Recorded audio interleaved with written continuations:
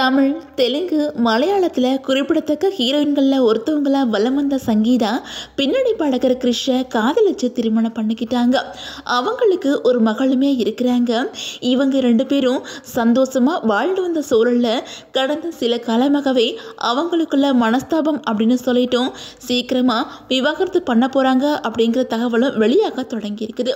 அந்த வகையில் மலையாளத்தில் வெளியான கங்கோத்ரி படம் மூலமாக ஹீரோயினாக அறிமுகமானவங்க தான் சங்கீதா.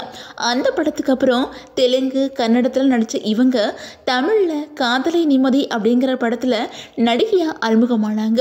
தமிழில் அறிமுகமான படமும் ஓரளவுக்கு வரவேற்பு கொடுத்தனால அவங்க எங்கேயுமே பிஸியாக நடிக்க ஆரம்பிச்சிட்டாங்க. அப்படி அவங்க உதவிக்கு வரலாமா, கெஸ்ட் ஹவுஸ் உள்ளிட்ட பல படங்கள் நடிச்சிருக்காங்க.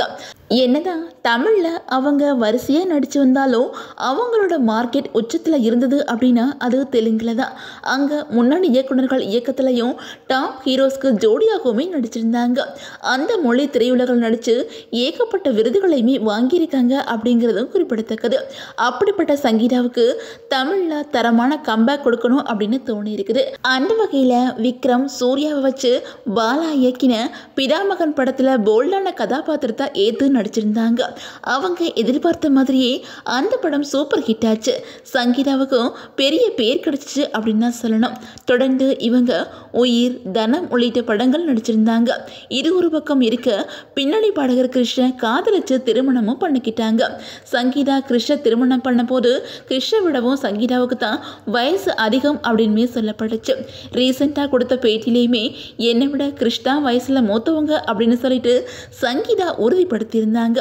அதே பேட்டியில் தான் தமிழ் திரைத்துறையை விடவும் தெலுங்கு திரைத்துறை தான் எனக்கு ரொம்ப பிடிக்கும் அப்படின்னு பேசி சர்ச்சையை கிளப்பியிருந்தாங்க. அவங்களோட அந்த பேட்டிக்கு கண்டனங்களுமே எழுந்துச்சு.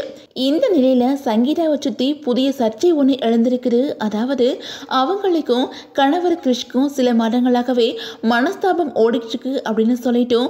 அந்த மனஸ்தாபம் குடும்பத்துக்குள்ளே இருந்து வந்திருக்கிறதுனால அவங்க தன்னோட கணவர் கிறிஷ்ட பிரிய போகிறதா பேச்சுக்களுமே வந்திருக்குது. அதே நேரம் தன்னோட இன்ஸ்டாகிராம் அக்கௌண்ட் பேரை சங்கீதா கிரிஷ் அப்படிங்கிறதுல இருந்து சங்கீதா ஆக்ட் அப்படின்னு மாற்றிருக்காங்க. அப்படி அவங்க மாற்றுறதுனால இவங்க ரெண்டு பேருக்குமே விவாகரத்தா அப்படிங்கிற பேச்சுக்களுமே எழ ஆரம்பிச்சிருக்குது. அதே சமயம் கணவர் கூட இருக்கிற ஃபோட்டோஸ் எதையுமே இவங்க நீக்கல அப்படிங்கிறதுனால இந்த தகவலில் எந்த அளவுக்கு உண்மை இருக்குது அப்படின்னு தெரியல.